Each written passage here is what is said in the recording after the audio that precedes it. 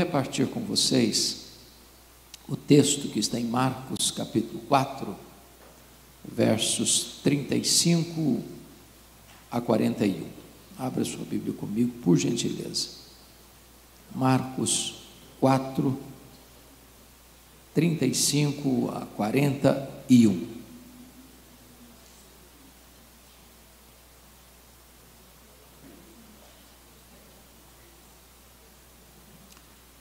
Lido o texto, por favor, mantenha sua Bíblia aberta nesta passagem para considerarmos juntos o texto.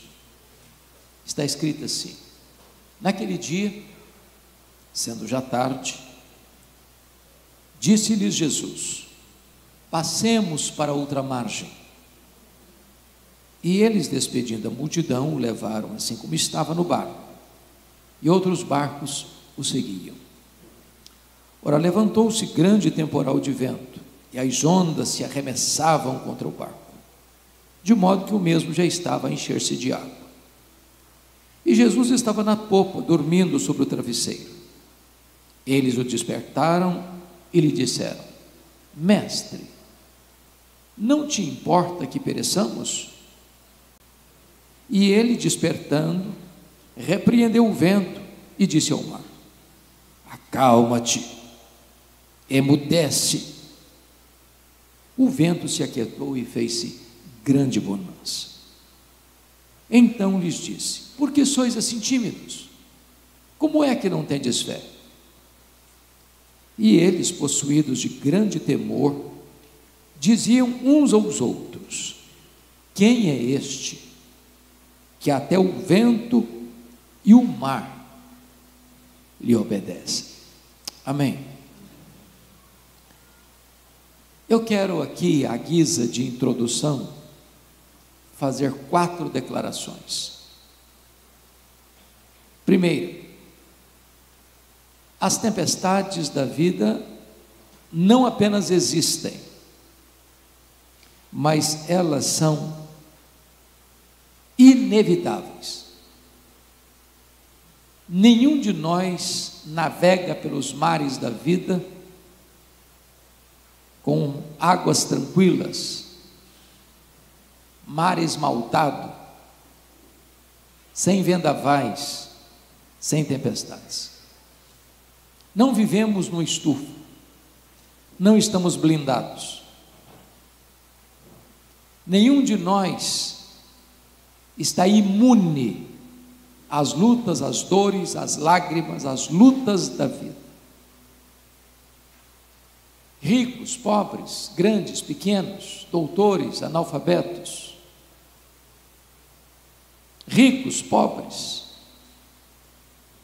crentes e descrentes, todos nós estamos expostos a isso. Talvez uma evidência eloquente desse fato foi a pandemia que assolou o mundo. Mais de 6 milhões de pessoas mortas. Morreram ricos e pobres, empresários e empregados, donos de impérios financeiros e pessoas desprovidas de qualquer recurso. A tempestade chega democraticamente para todos. A segunda declaração que eu quero fazer é que as tempestades são também imprevisíveis. Elas chegam sem aviso prévio, de súbito. Agora mesmo o mundo está chocado, perplexo, um dos mais avassaladores terremotos da história, que atingiu a Turquia, a Síria, com milhares de prédios desabando. As tempestades chegam sem bater a porta, e quando chegam, transtornam a nossa vida. É um acidente súbito, é uma doença que chega sorrateiramente, é um casamento estável que se descontrola e termina machucado por um doloroso divórcio, é um luto traumático, é um revés financeiro, É um caminho escorregadio que leva a uma queda amarga. Situações que você nunca imaginou passar na vida, está passando. Talvez nós pudéssemos ilustrar esse fato com a geografia onde ocorreu esse episódio. Acho que todos vocês têm ciência de que o chamado Mar da Galileia é um lago, maior reservatório de águas doces do Oriente Médio, com 21 quilômetros de comprimento por 14 de largura. Esse lago está a 220 metros abaixo do nível do mar Mediterrâneo, encurralado por montanhas, do lado oriental as montanhas de Golã e do lado ocidental as montanhas da Galileia. No extremo norte de Israel fica o monte mais alto, o Monte Hermon, cujo cimo sempre vive coberto de gelo. De vez em quando acontece um fato ali, um fenômeno. Os ventos que descem da montanha, encurralados pelos montes, batem na superfície desse lago, às vezes sol a pino, e uma tempestade de vento acontece. Parece-me que foi isso que aconteceu. Quando eles entram no barco, está tudo calmo, mas no trajeto a tempestade chega. É assim na vida. Um dia como qualquer outro, a tempestade chega. Ontem, no culto lá em Pinheiros, nós estamos num congresso de reforma e reavivamento, me assentei ao lado de uma senhora, por quem havia orado há um tempo atrás, e ela ainda chorando muito, porque seu filho de 17 anos, filho amado, obediente, desceu para dar uma volta com seu animal de estimação, e estava chovendo, e ele estava ainda saindo da portaria do prédio, dentro do prédio, quando um carro desgovernado entra dentro do prédio e ceifa a vida do seu filho de uma maneira brutal. Um dia comum, como qualquer outro, mas uma tragédia acontece. A tempestade chega, imprevisivelmente. Terceira coisa que eu quero afirmar à guisa de introdução é que as tempestades, além de inevitáveis e imprevisíveis, também elas são muitas vezes inadministráveis. Aquilo que é comum, que é doméstico, fica estranho.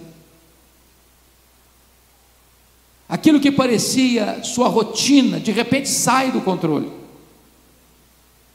O barco que está sendo seguramente conduzido já não obedece mais o comando.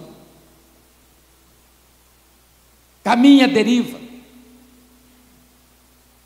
Situações que você administrava com tranquilidade, agora não administra mais. É assim na vida. Às vezes nós não conseguimos controlar a situação. Como aqueles discípulos não conseguiam mais controlar o barco, rodopiava pela fúria do vento, que solapava aquele frágil batel. Mas, em quarto lugar, isso é consolador. As tempestades são também pedagógicas. Em outras palavras, nós cremos que Deus é soberano. E nós cremos que nada acontece sem um propósito, para nós às vezes desconhecido, até misterioso. Mas tudo que ocorre conosco, ainda que uma tragédia, Deus pode usar isso para fortalecer-nos, para encorajar-nos, para consolar-nos, para nos levar para frente. As tempestades da nossa vida não vêm para nos destruir, vêm para fortalecer as musculaturas da nossa alma. Elas estão fora do nosso controle, mas jamais fora do controle de Jesus. Dito isto, vamos pousar os olhos nesta passagem. O contexto fala que Jesus estava todo aquele dia ensinando as parábolas do reino. Se você já deu palestras, ou deu aulas, ou já pregou, ou já falou durante um dia, ao final do dia você está exausto. E Jesus então entra no barco, diz para os seus discípulos: passemos para outra margem. E ele, verdadeiramente homem, cansado, exausto, pega um travesseiro, vai lá para a popa do barco, deita e dorme. No transcurso para outra margem, subitamente chega a tempestade. Os discípulos possivelmente devem ter falado uns para os outros assim: vamos deixar o mestre dormir, esse negócio é com a gente, já passamos por tantas, vamos passar por essa também e vamos resolver o problema. Nós temos conhecimento, nós temos experiência. Mas o mar se empolava, o vento mais furioso, o barco mais frágil, rodopiando no epicentro da crise, a morte mostrando para eles a sua carranca. E quando eles já não conseguiam mais resolver o problema, eles recorrem a Jesus com uma pergunta em tom de censura: mestre, não te importa que pereçamos? E Jesus então se desperta, repreende o vento, repreende o mar, e há uma grande bonança. Então agora é Jesus quem pergunta para eles: por que sois assim tímidos? Em outras palavras, por que vocês estão com medo? Por que vocês não têm fé?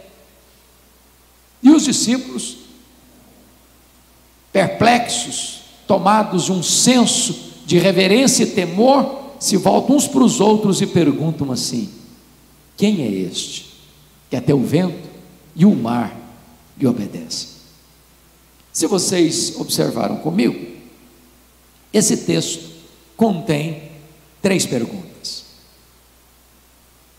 Na verdade, ele está regido por essas 3 perguntas. A primeira pergunta está no verso 38. É a pergunta dos discípulos a Jesus: mestre, não te importa que pereçamos? A segunda pergunta está no verso 40. É a pergunta de Jesus aos discípulos: por que sois assim tímidos? Como é que não tendes fé? E a terceira pergunta está no verso 41. É a pergunta entre os discípulos. Se esse texto é regido por essas 3 perguntas, é sobre elas que vamos falar a partir de agora. Vejamos então a primeira pergunta, porque esta é a sua pergunta, é a minha pergunta, é a pergunta da nossa angústia, é a pergunta da nossa perplexidade, é a pergunta dos problemas que nos assaltam e conspiram contra nós, e nos abocanham, e nos sentimos engolidos, e não sabemos o que fazer. É a pergunta que traz na sua bagagem um tom de censura ao próprio Deus: mestre, não te importas que pereçamos? Em outras palavras, não vais fazer nada? Não estás vendo o nosso aperto? Não estás percebendo que nós estamos à beira da morte? Vais continuar dormindo, inativo? Essa é a minha pergunta. E às vezes, encurralado por dores tão atrozes, eu já levantei minha voz com esse senso de urgência. A grande pergunta é: por que eles estão fazendo essa pergunta a Jesus em tom de censura? O que não estava bem resolvido na mente deles? Primeiro, não estava bem resolvido na mente deles a conciliação entre a ordem de Jesus, passemos para outra margem, e a tempestade.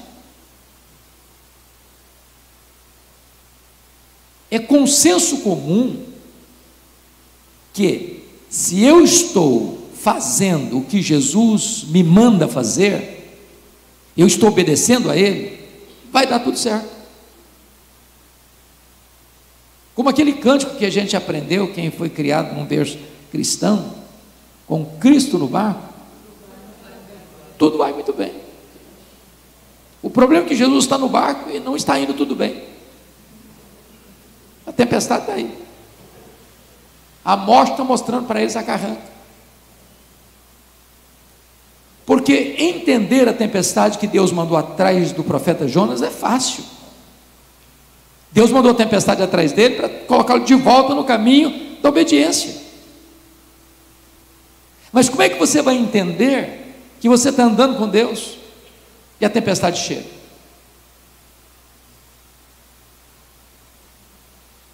Notinha de rodapé. Crente desviado é endereço certo de tempestade, sabia? Deus vai mandar a tempestade atrás de você. Não para destruir você, mas para colocar você de volta no caminho. O que eles não estão entendendo? Segundo lugar, eles não estão entendendo, por isso estão angustiados, a conciliação entre a urgência do problema deles e a demora de Jesus em resolver o problema. O que Jesus estava fazendo no barco? Dormindo. Quem está dormindo não está agindo. Irmãos, tem horas que a demora de Deus grita mais alto nos ouvidos da nossa alma que os ruídos mais barulhentos das circunstâncias mais adversas. É quando você ora por uma causa urgente, parece que o problema se agrava. Você ora pela cura de um parente e a doença fica pior ainda. Você tem urgência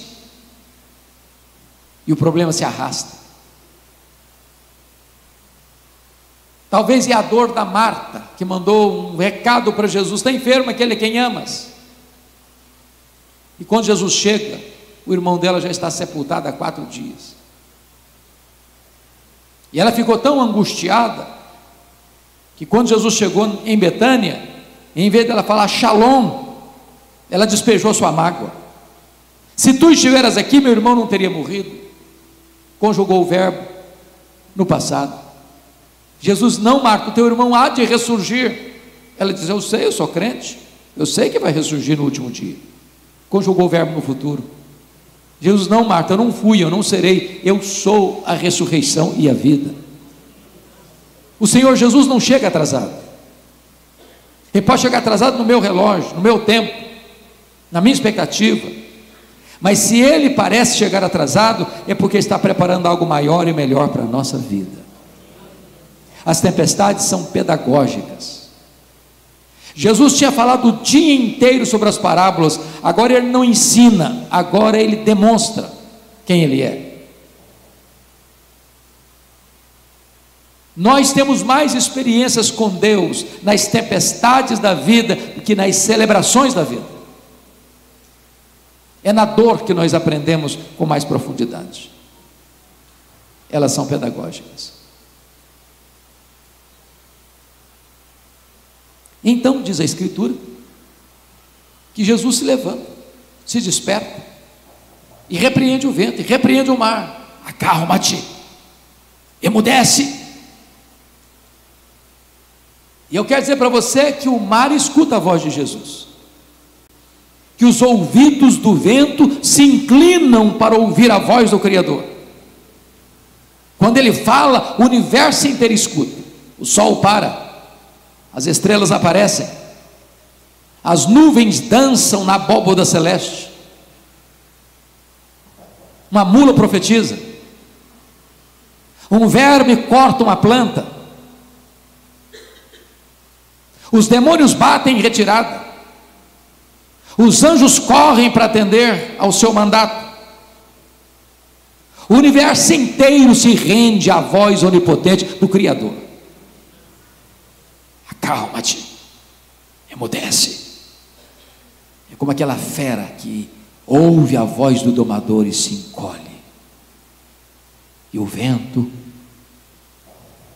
se enjaula dentro das suas recâmaras.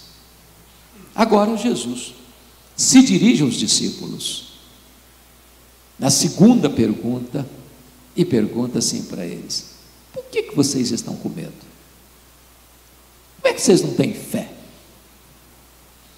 Me permita fazer esta pergunta pessoal agora. Se você estivesse lá, nas mesmas circunstâncias, você estaria com medo?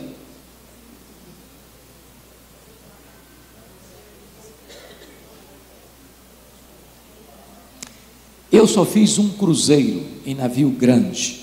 Já fiz vários cruzeiros em navios pequenos, mas em navio grande só fiz um.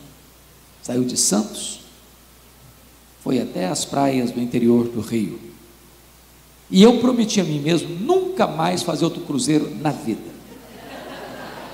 Você pode me oferecer o mais lindo cruzeiro, tudo de graça, eu agradeço.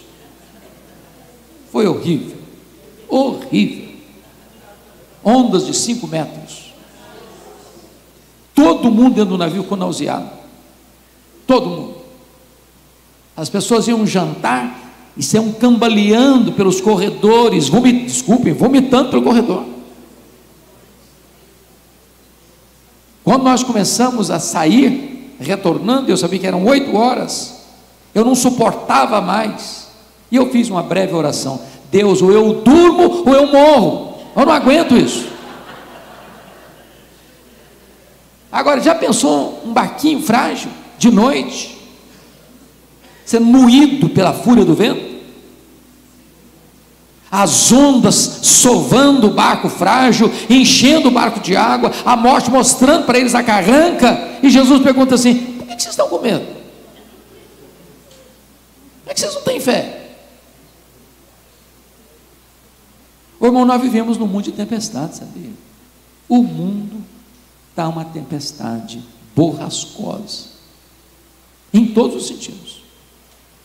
Em todos os sentidos. Sentido político, sentido ideológico, sentido moral, sentido espiritual. A crise vai do palácio à choupana, das cortes às ruas, das famílias às igrejas, das universidades ao mercado. A crise está aí. E a palavra de Jesus para nós é chocante, diante desse cenário tão carrancudo. Jesus pergunta assim para você e para mim: por que você está com medo? Como é que você não tem fé? A grande pergunta para mim é: por que eles deviam ter fé e não medo?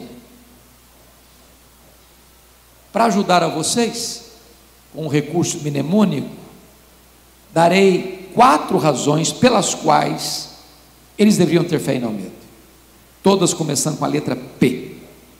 Primeiro, eles deviam ter fé e não medo por causa da promessa de Jesus do verso 35: passemos para outra margem.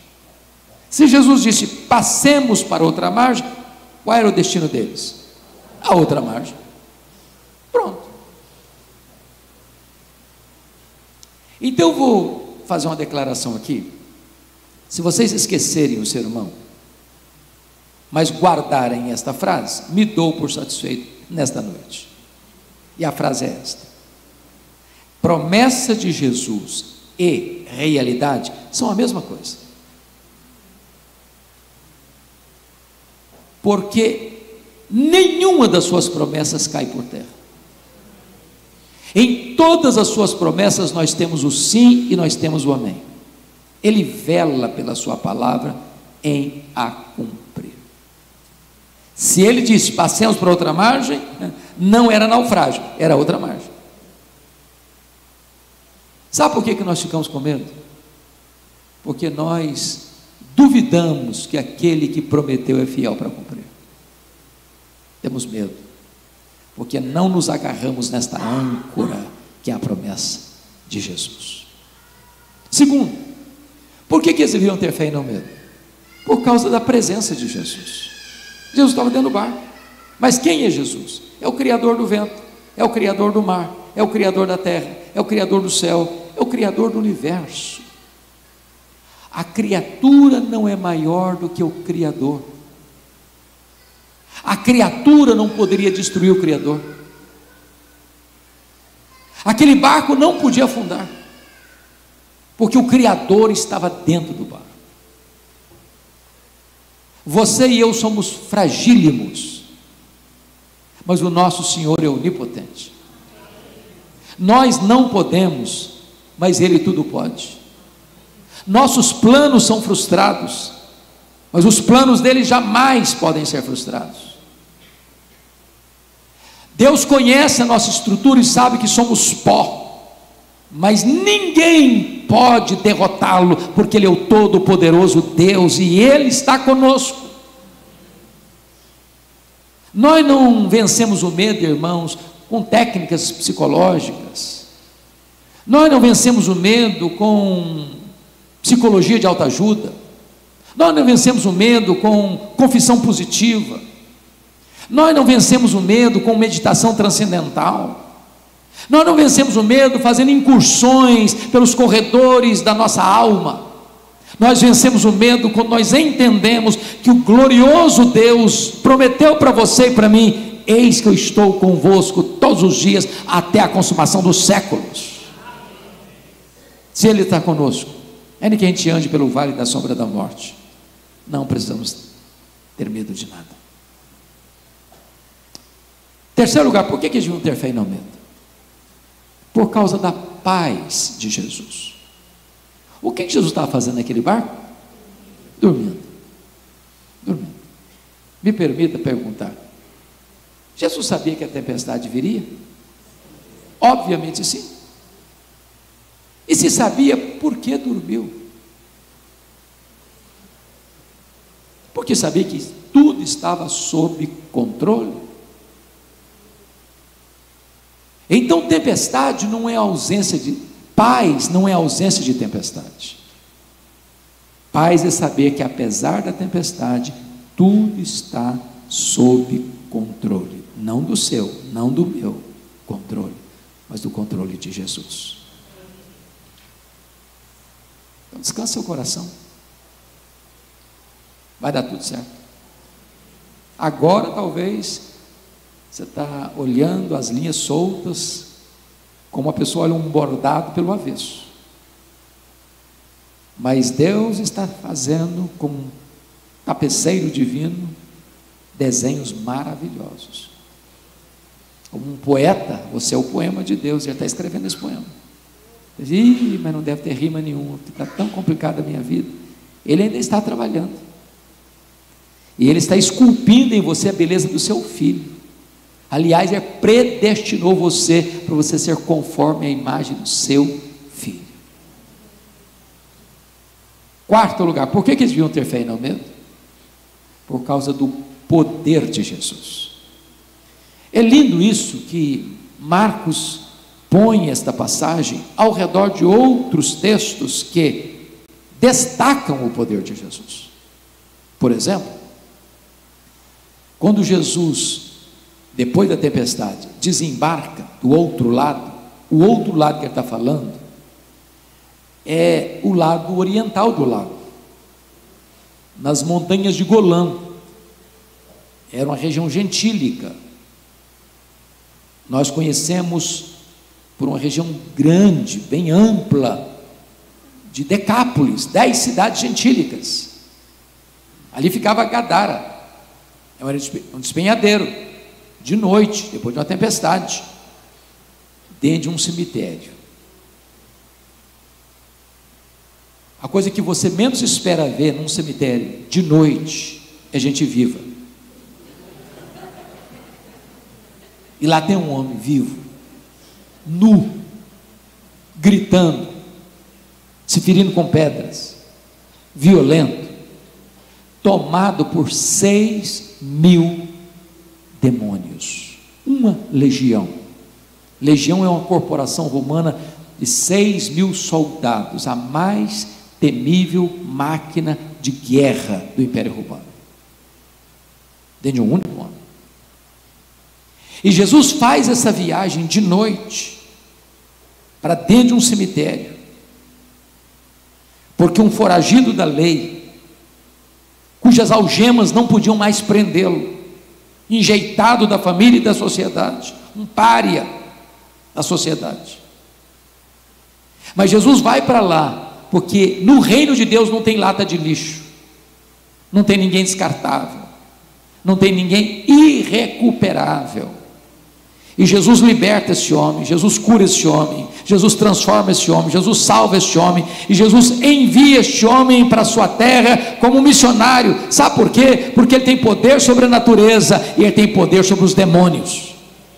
Quem manda no céu, quem manda na terra e quem manda no inferno é o Senhor Jesus. Quem tem as chaves da morte e do inferno é o Senhor Jesus. Quando ele volta para o lado ocidental, para a sua cidade, Cafarnaum, tem um homem muito aflito, um homem conhecido na cidade, chefe da sinagoga, o Jairo, era o senhor Jairo. Jairo tem uma filha única, 12 anos, está à beira da morte, e Jairo pede para Jesus ir com ele à sua casa. Jairo sabe que Jesus tem poder, e Jesus caminha com Jairo para a casa dele.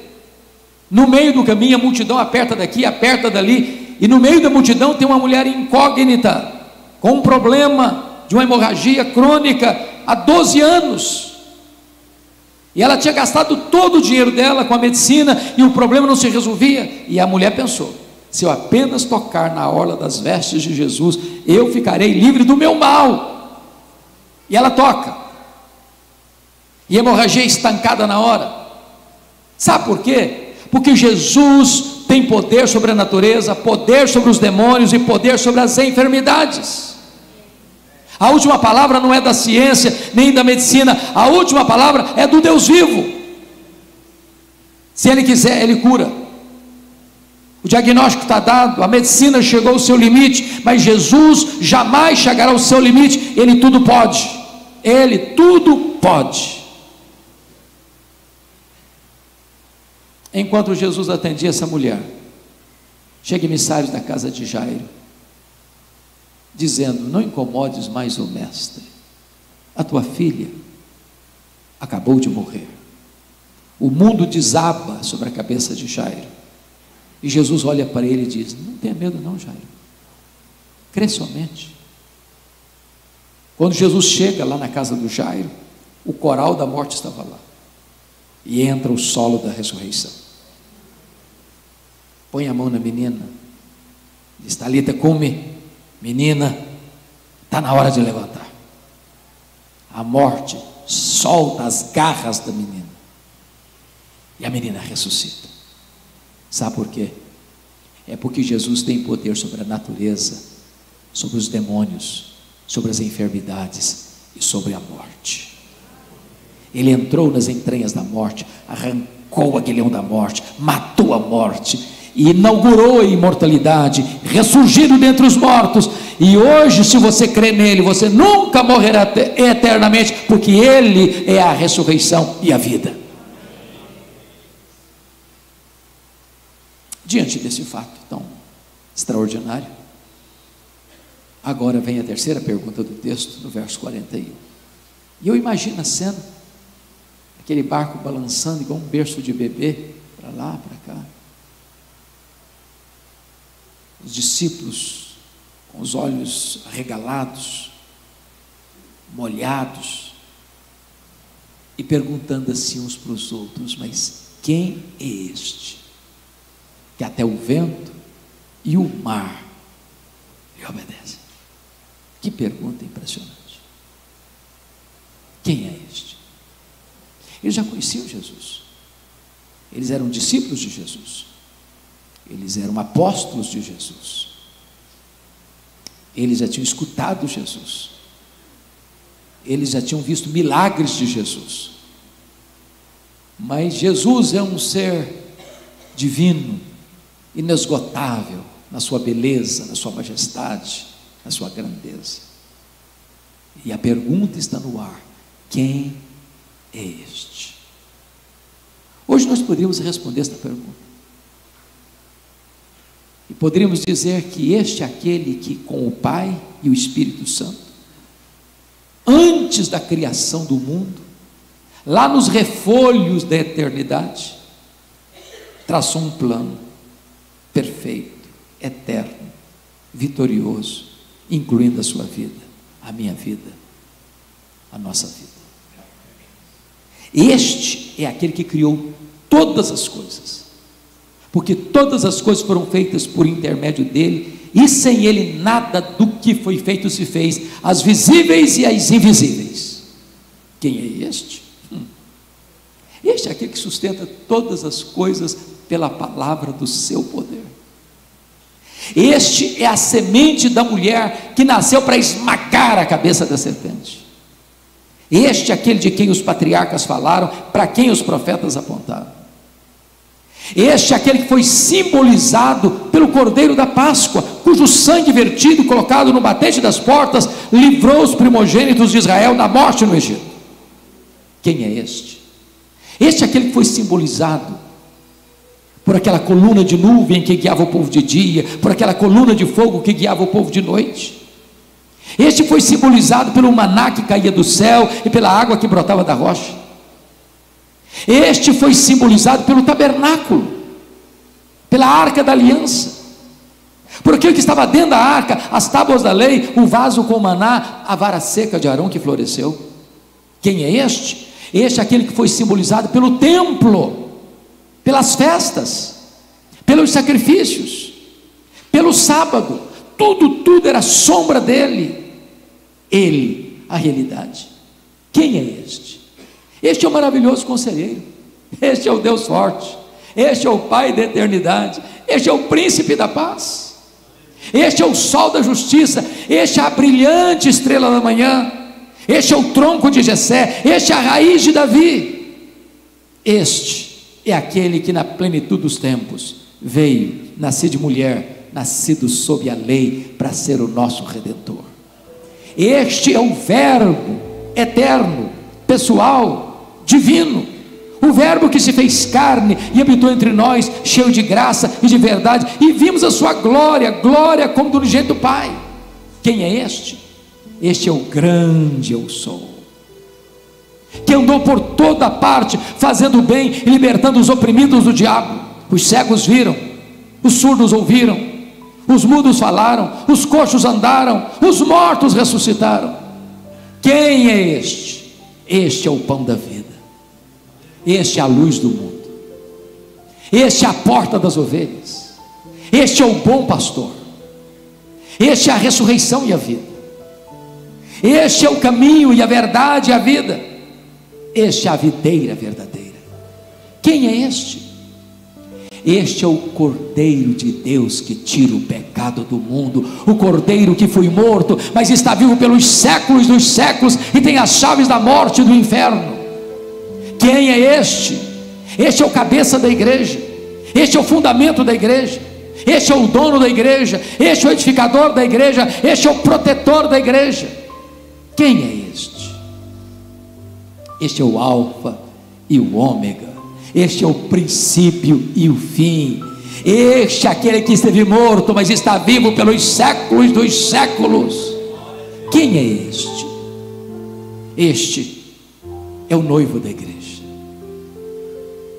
este é o Salvador, o Messias, o Senhor, este é o Rei dos reis, este é o Senhor dos senhores. Este é aquele que por amor de nós desceu do céu e se fez carne, e pisou o nosso chão, e bebeu a nossa água, e comeu o nosso pão, e chorou a nossa lágrima, e sentiu a nossa dor, e carregou sobre o seu corpo no madeiro os nossos pecados. Este é aquele que por amor de nós chorou, orou e sangrou no Getsemane. Este é aquele que por amor de nós foi cuspido e esbordoado no sinédrio judaico.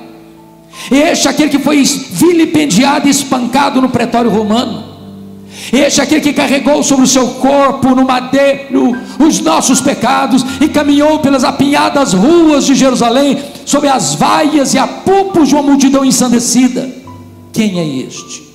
Este é aquele que foi crucificado, mas transformou aquele patíbulo de horror num instrumento de glória para Deus e de salvação para nós. Quem é este? Este é aquele que morreu pelos nossos pecados, foi sepultado, mas ressuscitou para nossa justificação. Quem é este? Este é aquele que voltou para o céu, este é aquele que derramou o Espírito Santo, este é aquele que assentou no trono como nosso supremo advogado e grande sumo sacerdote. Este é aquele que vai voltar pessoalmente, visivelmente, audivelmente, repentinamente, inesperadamente, inescapavelmente, gloriosamente. Este é aquele que vai se assentar no trono e julgar as nações. Este é aquele que vai colocar todos os seus inimigos debaixo dos seus pés e vai entregar o reino ao Deus e Pai, para que Ele seja tudo em todos. Quem é este? Este é o amado da nossa alma, que entrará com a sua noiva para as bodas do Cordeiro. Este é aquele que vai enxugar dos nossos olhos toda lágrima. Não haverá nem choro, nem pranto, nem dor, nem luto, porque as primeiras coisas já terão passado. Quem é este? Este é o amado da nossa alma, que diz para você e para mim nesta noite: você não precisa ter medo, você precisa ter fé. A Ele nós rendemos a glória e o louvor, agora e para todo sempre. Amém.